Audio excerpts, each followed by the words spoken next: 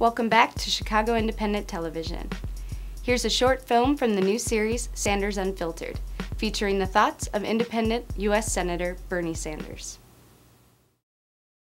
How did it come about that Congress deregulated Wall Street so they could basically do anything they want? How does it happen that over a year after the crisis, Congress has not yet acted in a forceful way to go forward with real financial reform?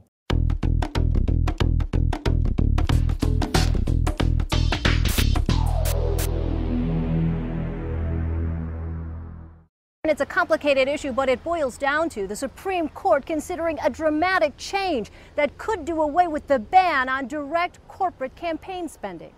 A lot of people in my own state of Vermont and around the country ask me, what really goes on in Washington? Why do certain pieces of legislation get passed, other pieces of legislation not get onto the floor? And unfortunately, this enormously important issue, which gets to the heart and soul of the problems with our democracy right now, doesn't get the kind of discussion that it deserves from the corporate media for obvious reasons. And it's something I want to say a word about. All of you know that last year, as a result of the greed and the illegal behavior of a handful of people on Wall Street, our country was plunged into the worst economic decline since the 1930s. And the suffering is intense, massive unemployment, people losing their homes, people losing their savings, people losing their pensions. We all know what's going on. How did it come about that Congress deregulated Wall Street so they could basically do anything they want, sell worthless derivatives, do the subprime mortgage business with it, which they did, which brought us to where we are? How does it happen that over a year after the crisis, Congress has not yet acted in a forceful way to go forward with real financial reform? Might it have something, my friends, with the fact that over the last 10 years, the financial interests on Wall Street have spent over $5 billion, yes, $5 billion on campaign contributions and lobbying activities. $5 billion. Well, you ask, let's get off of Wall Street. What about prescription drugs?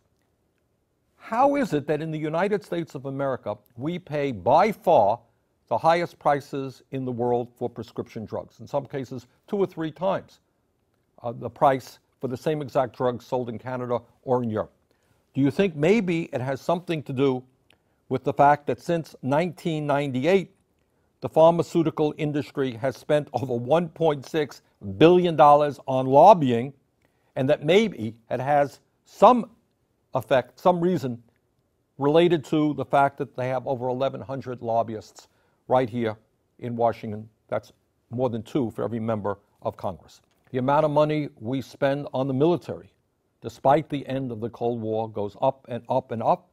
Do you think it has something to do with the fact that over the past decade, the defense industry has spent more than $447 million on lobbying and $144 million in campaign contributions? ExxonMobil, year after year, record-breaking profits, working people pay very high prices at the gas pump. Bottom line here is you got a horrendous situation in which big money controls to a very significant degree the agenda. If you don't have the money, you get to the end of the line. And let me tell you something. Right now, the Supreme Court is looking at the possible overturn of what we call the Austin decision.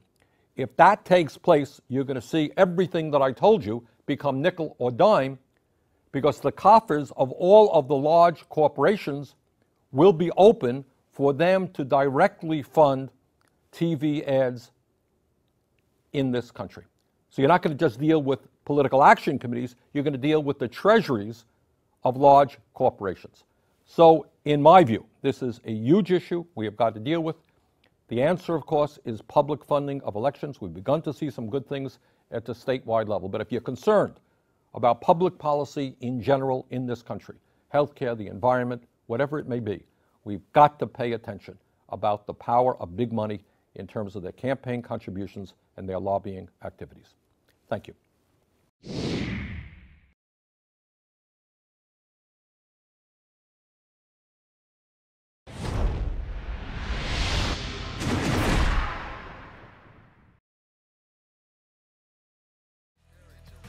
You've been watching Chicago Independent Television, a project of the Chicago Independent Media Center Video Collective. The Independent Media Center is a growing worldwide network of media producers, journalists, citizens, and activists, working to put the media in the hands of everyday people and away from corporate and commercial interests. To learn more, visit our website at chicago.indiemedia.org. There you can find out about upcoming Chicago area events and how to get involved in making your own media, including how to help make this very TV show. Thanks for watching. See you next time.